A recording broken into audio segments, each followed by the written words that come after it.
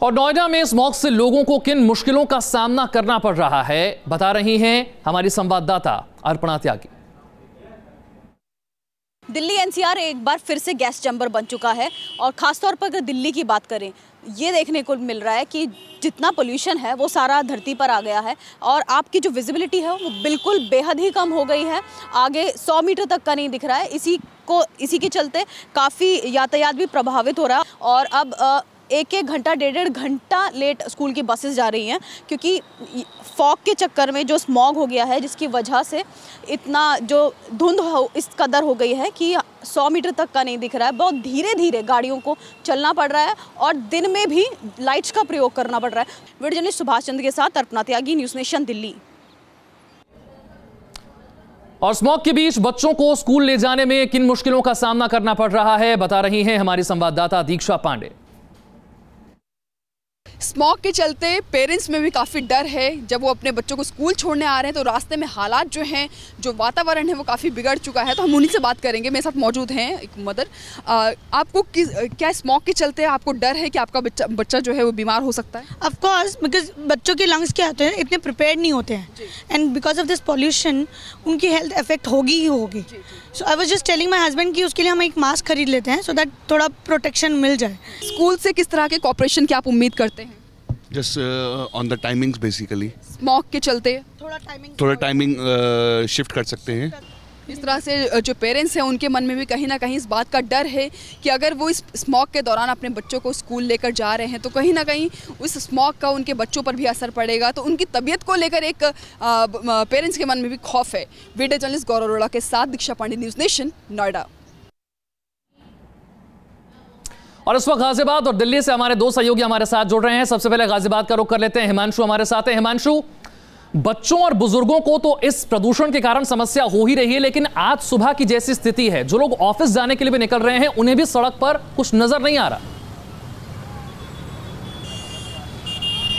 और बिल्कुल विशाल, देखिए गाजियाबाद में जो स्मॉग है वो बेहद ज़्यादा है, जिसकी वजह से जो विजिबिलिटी है वो ज़ीरो है गाजियाबाद में। अभी सूरज निकला है तो कुछ विजिबिलिटी बढ़ी है। तस्वीरें आपको दिखाएं तो अभी भी स्मॉग सड़कों पर पसरा हुआ है। तस्वीरें देख सकते हैं महर्षि दयानंद चौक पर, और इतना ज़्यादा स्मॉग गाजियाबाद में है। सांस लेने में सबसे ज़्यादा परेशानी लोगों को हो रही है, एलर्जी हो रही है, उनको आँखों में जलन हो रही है। जो पुलिसकर्मी है उनको तो पूरे दिन यहाँ पर खड़े रहना पड़ता है, उनको सबसे ज़्यादा स्मॉग परेशान कर रहा है। आप तस्वीरें देखेंगे, जितने भी ट्रैफिक पुलिसकर्मी यहाँ पर मौजूद हैं सभी ने यहाँ पर मास्क लगाया हुआ है। उनसे हम बात भी करेंगे और जानेंगे किस तरह से उन्हें जो ये पॉल्यूशन है किस तरह से इफेक्ट कर रहा है। सर, पूरे दिन आपको खड़े रहना पड़ता है यहाँ पर और इतना ज़्यादा पॉल्यूशन है, तो आपने मास्क लगाया हुआ, क्या कहना है?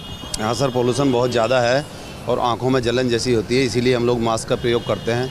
मैं चाहूँगा कि रोड पे जो भी आदमी बाइक वगैरह या साइकिल पर निकलते हैं वो भी मास्क का प्रयोग करें तो बेहतर होगा। बिल्कुल, तो ये खुद सजेस्ट कर रहे हैं कि जितने भी लोग यहाँ पर आते हैं जो बाइक सवार होते हैं उनको भी ये कह रहे हैं कि आप मास्क लगाइए, क्योंकि मास्क ना लगाने से लोग बीमार पड़ रहे हैं। गाजियाबाद में जो जिला अस्पताल है वहाँ से भी कुछ आंकड़े निकलकर सामने आए हैं। पिछले 2 दिनों में 200 से ज़्यादा पेशेंट वहाँ पर पहुँचे हैं। जी विशाल, 2 दिनों में 200 से ज़्यादा पेशेंट्स यहाँ पर पहुँचे हैं, जैसा कि हिमांशु बता रहे हैं। गाजियाबाद की हम बात कर रहे हैं। दिल्ली के अक्षरधाम का क्या हाल है, ये जानने के लिए रुख करते हैं हमारी सहयोगी अर्पणा का। अर्पणा, लोगों को सांस लेने में तकलीफ हो रही है, आंखों में जलन हो रही है, लेकिन ऑफिस तो जाना है, सड़क पर विजिबिलिटी भी बहुत ज्यादा कम है। यहां दिल्ली के अक्षरधाम में क्या हाल है?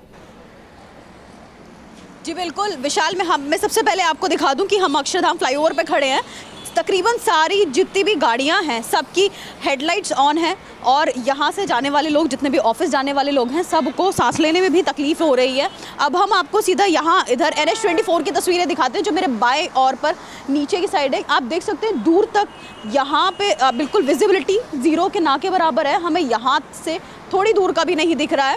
और वहीं उससे थोड़ी सी और आगे चलें कि अक्षरधाम जो फ्लाईओवर से बहुत ही अच्छे से क्लियरली विजिबल होता था वो भी नहीं दिख रहा है।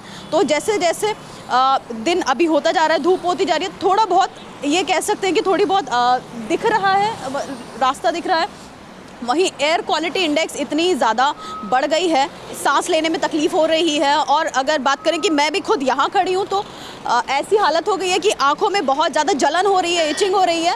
हाल ही में भी IMA ने भी बोला है कि आप लोगों को थोड़ी सतर्कता बरतनी चाहिए और बच्चों को बाहर जाने से भी रोकना चाहिए।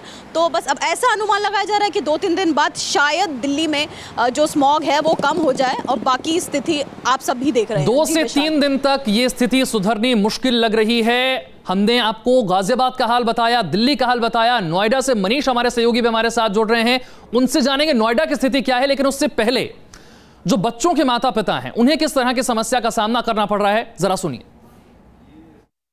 हाँ, प्रॉब्लम है बट थोड़ा कवर करना है। इंडोर्स में कवर करेंगे, आउटडोर नहीं निकालेंगे।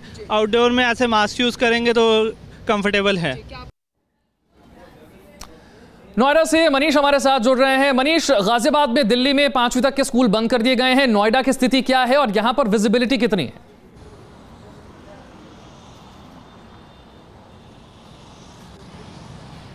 जी, किसी ने भी ये सोचा भी नहीं था कि नवंबर शुरू होते ही लोगों को इस तरह के स्मॉग या फॉग का सामना करना पड़ेगा। आज सुबह विजिबिलिटी लगभग ज़ीरो थी, हालांकि जैसे जैसे दिन चढ़ा थोड़ी बहुत विजिबिलिटी बढ़ी है, लेकिन अभी भी हालात ऐसे ही बने हुए हैं। इस वक्त हम नोएडा के दलित प्रेरणा स्थल पर हैं और यहाँ पर आप देख सकते हैं सामने जो मूर्तियाँ हैं ठीक से वो भी दिखाई नहीं पड़ रही हैं।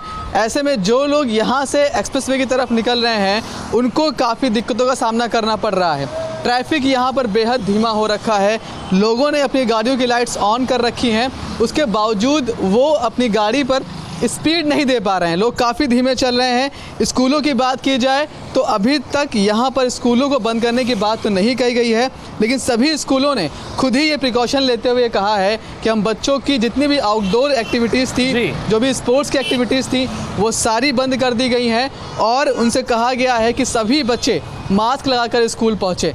बहुत ज़्यादा दिक्कतें हो रही हैं, लोगों को सांस लेने में दिक्कत हो रही है। हमने कल रात भी रिपोर्ट की थी और कई लोगों से बात की थी। आमतौर पर ऐसे मौसम में लोग चाहते हैं कि अपनी गाड़ी का शीशा नीचे रखें और चलें, लेकिन कोई भी हवा इतनी ख़राब है कि कोई भी अपनी गाड़ी का शीशा चाह कर भी नीचे नहीं कर पा रहा है। हालात बेहद ख़राब होते दिखाई पड़ रहे हैं और सबसे बड़ी बात यही है यहाँ पर गाजियाबाद की तरह नोएडा में भी हालात ख़राब हैं। एयर क्वालिटी इंडेक्स जो है वो बेहद ख़राब की कैटेगरी में है।